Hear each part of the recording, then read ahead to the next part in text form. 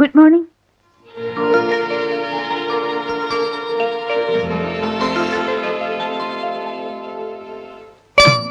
എന്താ എന്നെ തന്നെ സൂക്ഷിച്ചു നോക്കുന്നത്? ഓ, ഇത്രയും നാൾ സാഹിബിന്റെ വേഷത്തിൽ നടന്നിട്ട് പെട്ടെന്ന് സാരിയിലേക്ക് മാറിയതുകൊണ്ടായിരിക്കും. ഇന്ന് മുതൽ വേഷമൊക്കെ ഒന്ന് മാറ്റാൻ തീരുമാനിച്ചു. എന്നായാലും മാറേണ്ടതല്ലേ, ഇനി ലേറ്റ് ആക്കണ്ടെന്ന് കരുതി. ഒന്ന് ചോദിക്കാൻ മറന്നു, സാരിയിൽ ഞാൻ എങ്ങനെയുണ്ട്? I am more beautiful or? Sari സുധയ്ക്ക് നന്നായി ചേരുന്നുണ്ട്. ഓ, താങ്ക് യു. ആദ്യത്തെ ഇന്റർവ്യൂവിൽ പാസ് മാർക്കുണ്ട്. എന്താ പറഞ്ഞത്? ഏയ് ഒന്നുമില്ല. ആ, ഇരിക്കൂ. Thank you. ഇതെന്താ പ്രസന്റേഷൻ വല്ലതാണോ? അതെ. എനിക്കോ? ആ, please wait for a minute. എനിക്ക് ചിലത് പറയാനുണ്ട്. അത് കേട്ടിട്ട് ഈ പ്രസന്റേഷൻ സ്വീകരിക്കുകയോ നിരാകരിക്കുകയോ ചെയ്യാം. സുധ വളരെ സീരിയസ് ആയിട്ടാണല്ലോ. ശരി, ഞാൻ റെഡി, പറഞ്ഞോളൂ. പ്രായമായ ഒരു പെൺകുട്ടി, അതായത് ഞാൻ, വിനയനെ പോലുള്ള ഒരു ചെറുപ്പക്കാരന്റെ മുറിയിൽ ഒരു സമ്മാനവുമായി തനിയെ വന്നിരിക്കുന്നു. ഇതിൽ നിന്ന് എന്ത് അത് സാധാരണഗതിയിൽ ആരും പ്രേമമാണെന്നേ കരുതൂ, ശരിയല്ലേ? അതെ. എങ്കിൽ അത് തെറ്റാണ്. ഞാൻ പ്രേമിക്കാനൊന്നും വന്നതല്ല, വിനയം ഭയപ്പെടണ്ട. എനിക്കൊന്നും മനസ്സിലാകുന്നില്ല. ഞാനൊരു കല്യാണാലോചനയുമായി വന്നതാണ്. കല്യാണമോ? ആർക്ക്? നമുക്ക്. നമുക്കോ? ആ, വിനയനും എനിക്കും. പിന്നെ അച്ഛനാണ് ഇക്കാര്യം സൂചിപ്പിച്ചത്. ആലോചിച്ചപ്പോ എനിക്കും കൊള്ളാമെന്ന് തോന്നി. വിനയൻ ഇപ്പൊ എന്താ പറയാൻ പോകുന്നതെന്ന് എനിക്കറിയാം. സുധ വലിയ കോടീശ്വരന്റെ മകൾ, ഞാൻ വേറെ സാധാരണക്കാരൻ എന്നൊക്കെയല്ലേ. ഇതൊക്കെ ആലോചിച്ച് തന്നെയാ അച്ഛനും ഞാനൊരു തീരുമാനത്തിലെത്തിയത്. അതല്ലേ സുധേ? പിന്നെ വിനയന്റെ ശമ്പളം കൊണ്ട് മാത്രം നമുക്ക് കഴിയാൻ പറ്റുമെന്ന് സംശയം അല്ലേ? സത്യം പറയാലോ, വിനയന്റെ ശമ്പളം എന്റെ ഒരു ദിവസത്തെ ചെലവിന് പോലും തികയില്ല. അക്കാര്യത്തിൽ വിനയം വിഷമിക്കണ്ട, നമുക്ക് അച്ഛനെ വളയ്ക്കാം. കോടീശ്വരനായ അച്ഛന്റെ ഒറ്റ മകളല്ലേ ഞാൻ. സുധ, ഞാൻ പറയുന്നു കേൾക്ക്. ഏയ്, ഞാൻ പറഞ്ഞു തീർന്നില്ല. എന്റെ സ്വഭാവ ഗുണങ്ങൾ കേൾക്കണ്ടേ? എനിക്ക് പെട്ടെന്ന് ദേഷ്യം വരും, അച്ഛനെ പോലെ തന്നെ. ആ സമയത്ത് എന്ത് കയ്യിൽ കിട്ടിയാലും എറിഞ്ഞുടയ്ക്കും. സായിപ്പിന്റെ ഭാഷയിൽ പറഞ്ഞാൽ എ സ്പോയിൽഡ് ബാറ്റ്. പിന്നെ വാശി. ഞാൻ പിടിച്ച മുയലിന് 3 കൊമ്പുണ്ടെന്ന് പറയാനും എനിക്ക് മടിയില്ല. ആരോടും തോൽക്കുന്നത് എനിക്കിഷ്ടമല്ല. എല്ലാം തുറന്നു പറഞ്ഞിരിക്കുന്നു. ഇനി തെറ്റിദ്ധരിപ്പിച്ച് പെണ്ണിനെ തലയിൽ കെട്ടിവെച്ചെന്ന് ആരോടും പരാതി പറയരുത്. ഇനി വിനയന്റെ മറുപടി അനുകൂലമാണെങ്കിൽ ഈ സമ്മാനം സ്വീകരിക്കാം.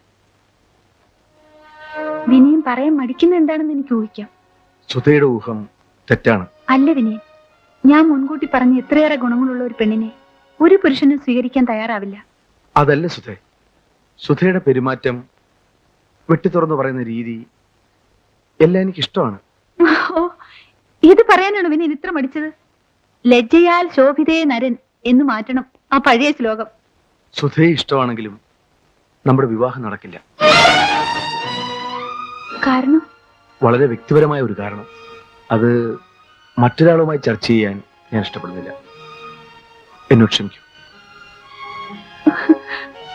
ഇത് ക്ഷമിക്കാൻ എന്തിരിക്കുന്നു? It's all right. ഇങ്ങനൊരു സംസാരം നടന്നിട്ട് നമുക്ക് മറക്കാം. At least we can part as good friends. സുധേ, ഇതെടുക്കാൻ സുധ മറന്നു.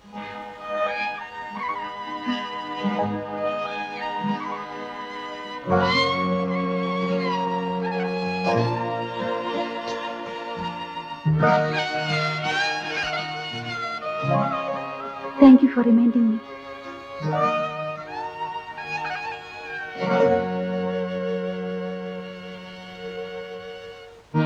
നീയായിട്ട് പറയുന്ന ലക്ഷണമില്ല.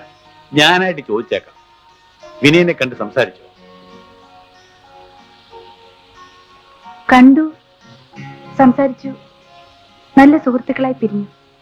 വളച്ചു കെട്ടാതെ കാര്യം പറയുമ്പോളേ അവൻ എന്തു പറഞ്ഞു? വിനയൻ എന്നെ വളരെ ഇഷ്ടപ്പെട്ടു. അതുകൊണ്ട് കല്യാണം കഴിക്കാൻ പറ്റില്ലെന്ന് പറഞ്ഞു. എന്റെ മകളെ വേണ്ടെന്ന് പറയാനും മാത്രം അവൻ അത്രയ്ക്ക് വളർന്നോ? അവനെ ഞാൻ... അച്ഛൻ എന്തിനാ ദേഷ്യപ്പെടുന്നത്? Take it easy. പൈങ്കിളി കഥകളിലെ പോലെ പ്രേമ നൈരാശ്യം കൊണ്ട് ഞാൻ ആത്മഹത്യ ചെയ്യൊന്നുമില്ല. അച്ഛൻ പേടിക്കാതെ. എന്നാലോ അഹങ്കാരം ഞാൻ ഒരു പാഠം പഠിപ്പിക്കും. എന്റെ മകളെ അവമാനിച്ച അവനെ... ഇപ്പോൾ അച്ഛനാണ് എന്നെ അവമാനിക്കുന്നത്. ഞാനും വിനയനെ ഇക്കാര്യം മറന്ന പോലെ അച്ഛനെ ഇത് മറക്കണം. ഇക്കാര്യത്തിൽ എനിക്ക് ഒരു വിഷമവുമില്ല.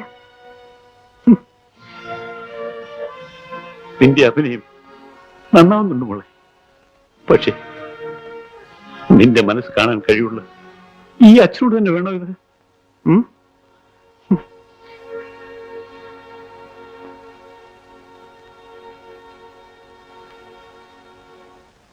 മെസേഴ്സ് Menon and Iyer chartered accountants എന്ന സീല് കണ്ടാൽ ഇൻകം ടാക്സ് കമ്മീഷണർ വരെ വരയ്ക്കും. എന്നിട്ടാണോ മിസ്റ്റർ ഉണ്ണിത്താൻ ഭയപ്പെടുന്നത്? ഭയമല്ല സ്വാമി, ഇല്ലാത്തൊരു കമ്പനി ഉണ്ടാക്കി 1 വർഷത്തെ ലാഭം മുഴുവൻ ആ കമ്പനിയിലേക്ക് ട്രാൻസ്ഫർ ചെയ്യുന്നു. ഇതാരെങ്കിലും അറിഞ്ഞാൽ?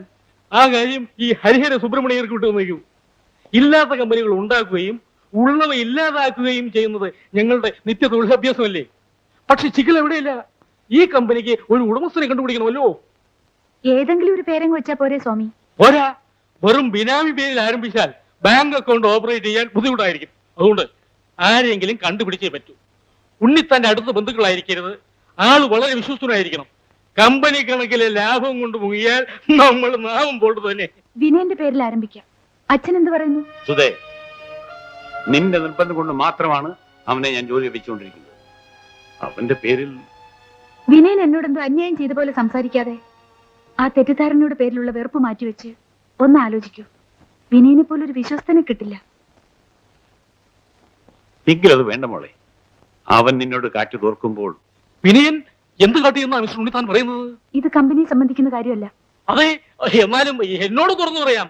ഈ രഹസ്യം എന്ന് വരുമ്പോ അതറിഞ്ഞില്ലെങ്കിൽ എനിക്ക് അങ്ങ് ഉറക്കം വരില്ല.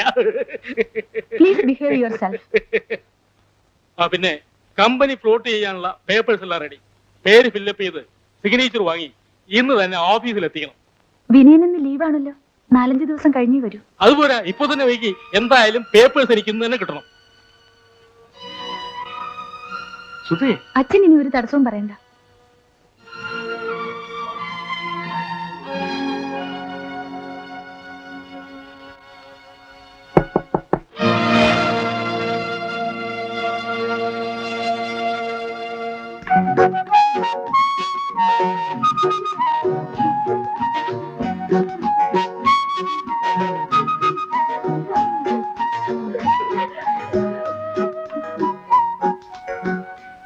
ഷൈനി, നീ ഇവിടെ? നീ ആകെ മാറിപ്പോയല്ലോ. ഇതെന്താ ഇങ്ങനെ? വിനയേട്ടൻ സുധയെ കുറിച്ച് എപ്പോഴും പറയാറുണ്ട്. നീയാണ് ചേട്ടന്റെ ബോസ് എന്ന് എനിക്ക് ഊഹിക്കാനേ കഴിഞ്ഞില്ല. വിനയൻ നിന്റെ ചേട്ടനോ? What a pleasant surprise. ഇരിക്കൂ, ചേട്ടൻ പുറത്തു പോയിരിക്കാൻ ഇപ്പൊ വരും. കല്യാണത്തിന് കോളേജിൽ നിന്ന് മുങ്ങിയ പാർട്ടിയല്ലേ? അതും കല്യാണം കഴിഞ്ഞ ഉടനെ ഗംഭീര പാർട്ടി തരാമെന്നും പറഞ്ഞു. എന്നിട്ട് കാണുന്നത് ഇപ്പോഴാ. അല്ലേലും നീ വാക്ക് പാലിക്കാത്ത കൂട്ടത്തിലായിരുന്നല്ലോ. ഷൈനി, നീ എന്തിനാ കരയുന്നത്? പറയൂ മോളെ, എന്തായിരുന്നല്ലോ എന്നോട് പറയൂ. കല്യാണം കഴിഞ്ഞന്ന് രാത്രി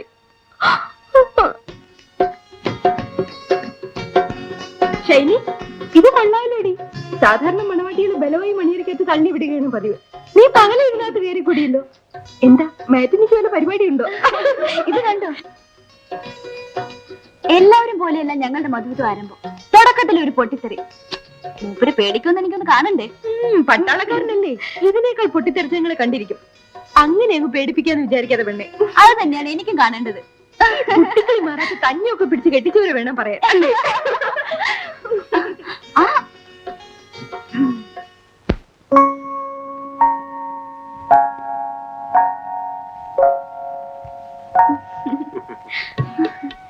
ഒരു ചെറിയ പടക്കം പൊട്ടിയാല് എനിക്ക് പേടിയാകും.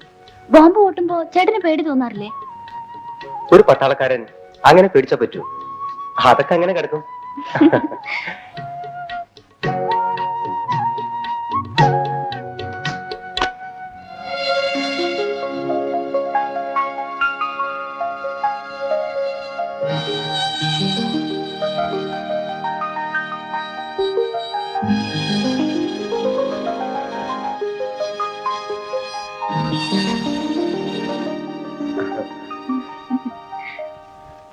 ചുരുക്കി പറഞ്ഞ ആറ്റം ബോംബ് പൊട്ടിയാലും ചേട്ടൻ പേടിക്കില്ലല്ലേ?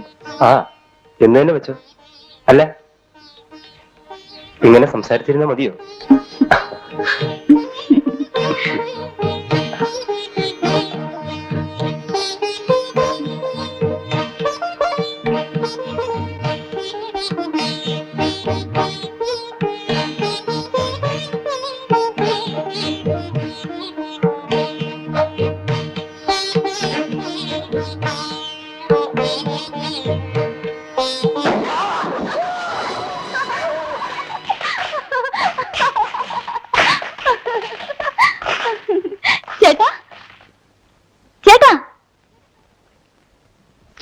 മറന്നുപോയോ?